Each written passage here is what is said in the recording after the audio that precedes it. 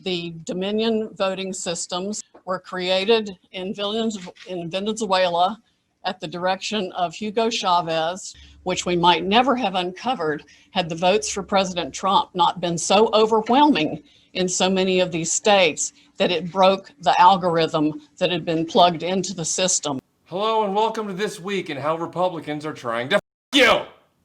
I'm your host. My name is Mike. What Sidney Powell is alleging here, that Hugo Chavez's ghost teamed up with Democrats to throw this election to Joe Biden, might sound crazy. It's also been laughed out of court all across the country. But also, it's crazy. But don't take my word for it. Powell has been all over conservative media with the following story. This election was stolen by a collection of international leftists who manipulated vote tabulating software in order to flip millions of votes from Donald Trump to Joe Biden. This may be the single most open-minded show on television. We literally do UFO segments, not because we're crazy or had even been interested in the subject, but because there is evidence that UFOs are real and everyone lies about it. We took Sidney Powell seriously. We had no intention of fighting with her. We've always respected her work. We simply wanted to see the details. How could you not want to see them?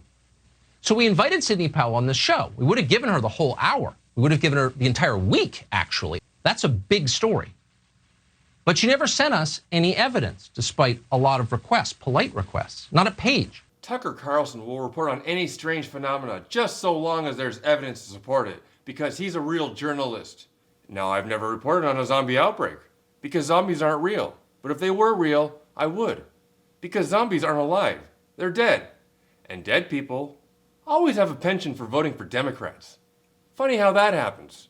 And remember, Democrats control science.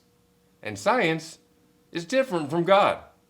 Something to think about. And what is the GOP doing to stop this pathetic yet effective attack on our electoral process? Virtually nothing. The Washington Post contacted all 53 Republican U.S. senators for comments on the president's coup efforts. Fewer than 10 senators' offices responded. Of those, most declined to comment. A few GOP senators have even chosen to participate in this dangerous false narrative. Take Missouri's Roy Blunt, for example. In Pennsylvania, when they were opening all those ballots, they would have let people see that they were checking the signatures. And Senator, there's no evidence that people didn't see signatures. In fact, the state Supreme Court and now federal court have both thrown out the notion that that didn't happen. These newly elected GOP congressmen have also been recruited to help undermine U.S. democracy. Do you consider Joe Biden the president-elect? Right. Well, everything, I mean, in that direction, he is the president-elect. That's where it's headed. I do believe that we've got the transition process happening now. But the president should also use every legal avenue that he can and present evidence. Donald Trump and his legal team have not been able to pursue any legal avenues because they have not provided any evidence. If there is voter fraud, you know, we've got to understand what happened this election cycle. We understand completely what happened this election cycle. The vote has been certified in every swing state. Joe Biden won in a landslide. You are all out there undermining faith in our election system. The American election system is only good as people's confidence in it. Oh. Is it? You talked about voter fraud. There is absolutely no evidence of widespread voter fraud, Right. even a little bit of voter fraud. Not even a little bit. All of the cases Nope. that we've seen in federal and Nothing. state courts. Given all of the cases that we've seen in federal and state courts basically being laughed out. I think they were literally laughed out of court. The judge was laughing at them, and they rode the judge's laughter out of the courtroom. Congresswoman-elect Malliotakis, does it concern you that the president is undermining the results of an election that both of you won? I don't believe that the president is undermining anything. I believe that he is within his legal rights to be questioning any irregularities that may have surfaced. Well, I say their elections were rigged. These two obviously don't care about faith in our election system. I am calling on the DOJ to investigate the irregularities that I just pulled out of my ass. Because apparently that's the way it works now. Speaking of the Department of Justice, Bill Barr just declared that Joe Biden won this election fair and square, which brought down the wrath of Trump and all of Trumpland upon him. Attorney General Bill Barr suddenly determines that there's no evidence whatsoever of voter fraud in the 2020 election. Bill Barr's job is to block for the deep state. It served as a reminder of what could happen to any Republican that steps out of line. Even Bill Barr is not immune. Which is probably why when the Washington Post asked all 249 House and Senate Republicans if they acknowledged Joe Biden's victory, just 27 of them said they did. 219 wouldn't even answer. And 2 of them actually said, Trump won. Bite me, democracy. Having lost control of both the House and the White House, the Republican Party would really like to win these 2 Senate runoff seats in Georgia. They're going to need Donald Trump's base to do it, and to that end, they've made the calculation that they can't afford to anger Donald Trump. So they're going to go ahead and undermine our democracy. For their parts in all this, Kelly Loeffler and David Perdue, the 2 senators in the center of this maelstrom, issued this joint statement. There have been too many failures in Georgia elections this year, and the most recent election has shined a national light on the problems. The Secretary of State has failed to deliver honest and transparent elections. He has failed the people of Georgia, and he should step down immediately. GOP leadership would like to believe that statements such as these will be enough to carry Trump's base in through the Georgia runoffs. But the GOP is wrong. 80% of Republicans believe that Joe Biden stole this election from Donald Trump, and they are calling for GOP leadership to be more vocal in the opposite direction. You know, So it Lou, is here's outrageous. And what I would, if I may, what I'd like to know please. is what in the hell is the Republican Party doing to defend and to, I mean, why not just say we're not going to accept the results of this election? It's outrageous. Lou Dobbs here is making a play for future ratings. And where he sees the future ratings is that 80% of Republicans who believe this election was a fraud. He's speaking for them and doing it in a manner that they prefer. Loud and angrily. You just got your ass kicked by an 85-year-old man. Trump's base wants Loeffler and Perdue out there shouting from the rooftops, pounding the pavement, singing songs about how their dear leader was cheated out of an election he won. This? We had problems all the way back at the primary. We had investigations going on. Now we've got more investigations. We need to get to the bottom of it and hold people accountable. Is not gonna cut it. I mean, could she be more vague? There were problems? And then investigations? She could be talking about any number of made-up Republican controversies from the last decade. Trump's ridiculous claims of election fraud have been very well received by most of the Republican base. But as far as the GOP is concerned, maybe too well. How are we going to give money and work when it's already decided? It's not decided. This is the key. No. It's not decided. If you lose your faith and you don't vote and people walk away, that will decide it. So we have to work hard. Trust us. We're fighting. We're looking at every legal avenue. Get that word out because people are. Rona, I'd really like to take your word for it that this thing isn't over, but I've got other people saying something else. I got to tell you, I'm not even going to contemplate the next election. I'm not even contemplating the January 5th election in Georgia. The hell with that. If the people of Georgia are dumb enough, after what they have gone through in the November 3rd election, to then go toward January 5th and a runoff and think that changing nothing will change the outcome, then the people of Georgia aren't half as smart as I believe them to be. Lou Dobbs just said that the January 5th runoff isn't even on his radar, and then if you were planning on voting in it, then you're an idiot. Now, I don't want to overstate the Democrats' chances here. I fully expect the Republicans to win at least one out of those 2 runoff seats in Georgia, if not both. But stuff like this isn't helping. If Kelly Loeffler and David Perdue do not do it, they have not earned your vote. Don't you give it to them. The Republicans' penchant for taking both sides of every issue is finally biting them in the ass. Because whichever side they choose on this issue bites them in the ass. The MAGA world is angry and confused. They were told they had this in the bag and they believed it. And now Trump surrogates are out there making this already dangerous situation worse. Anybody who thinks that this election went well, like that idiot Krebs, who used to be the head of cybersecurity. Oh, yeah, the guy that was on 60 Minutes last night. That guy is a Class A moron. He should be drawn and quartered, taken out at dawn and shot. The man being threatened there is former U.S. cybersecurity chief Chris Krebs, who was fired from his post for the crime of contradicting Donald Trump in public.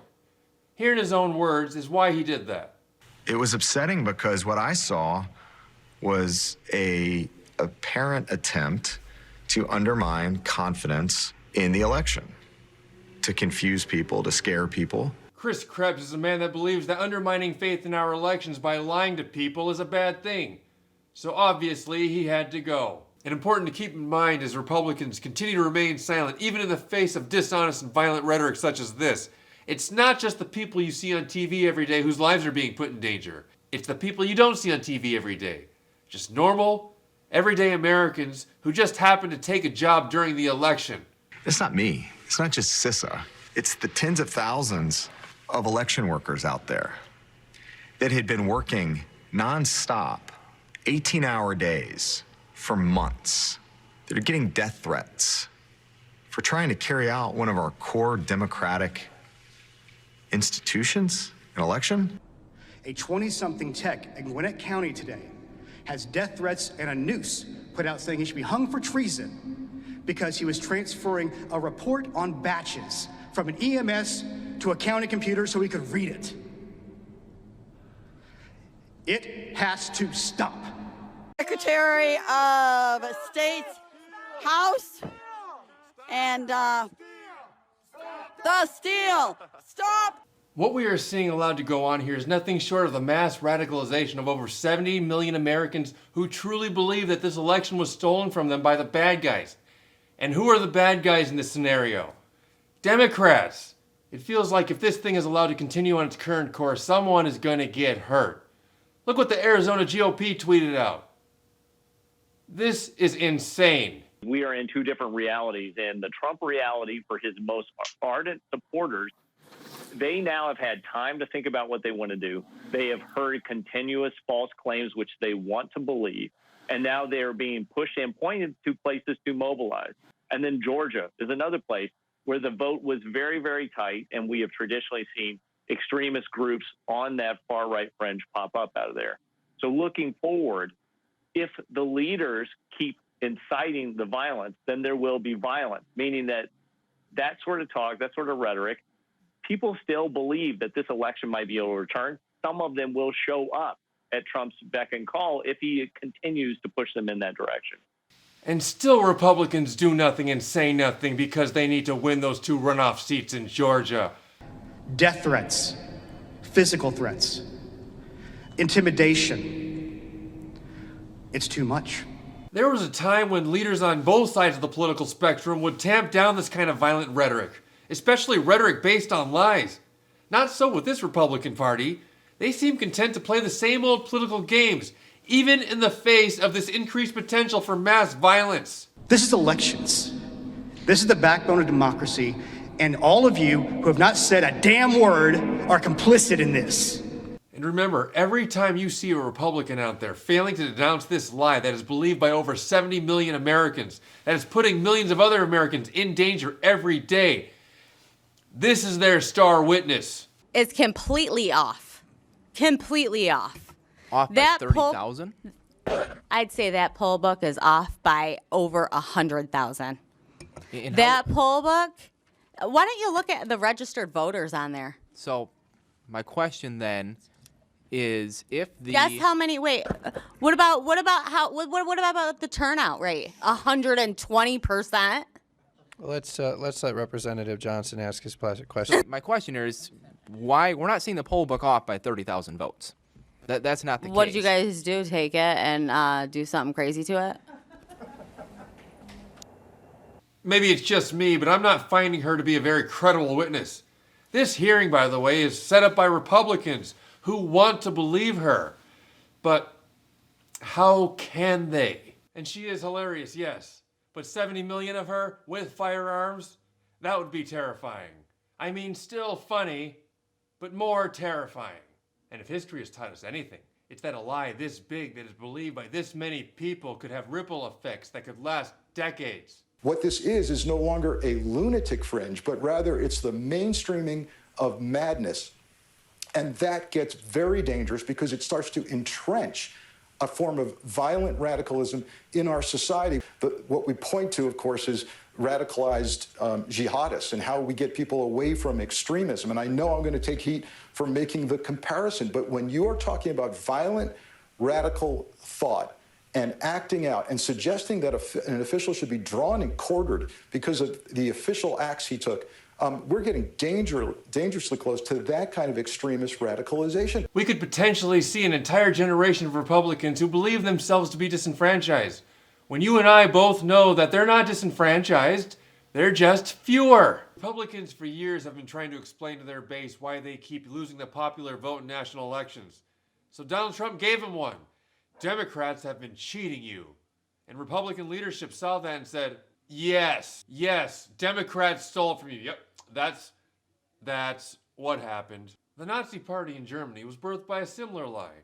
And yeah, I'm going to bring up the Nazi Party. When a lie this big is believed by this many people, fuck yeah, I'm going to bring up the Nazi Party. The German people were told that Germany had actually won World War I, if not for the leftists and the Jews who took them out of the war because they wanted to see Germany go in a different direction. This lie grew unfettered until about the 1930s. This was the only truth the German people would accept. Look, I'm not expecting Mitch McConnell and the rest of the GOP to make the right call here. You can't expect people who believe in nothing to make the right call, especially when it doesn't serve their own selfish best interests. And I also don't believe that the GOP quits Trump after Georgia. Have you seen Newsmax's ratings? They beat Fox News. How are they going to leave all those votes on the table? How bad is Fox News now? Really bad. So while I personally don't see Donald Trump's complete ownership of the Republican Party ending anytime soon, my hope is that people are finally seeing Republicans for who they have objectively proven themselves to be. Anti-democratic, anti-science, authoritarian, hilariously incompetent. To the GOP, elections are a necessary evil. Voters are marks. Donald Trump had an outsized influence on the Republican Party because they let him go unchecked. Do not allow the Republican Party to have an outsized influence on the rest of America. To lead this nation, you gotta believe in something. And Republicans believe in nothing.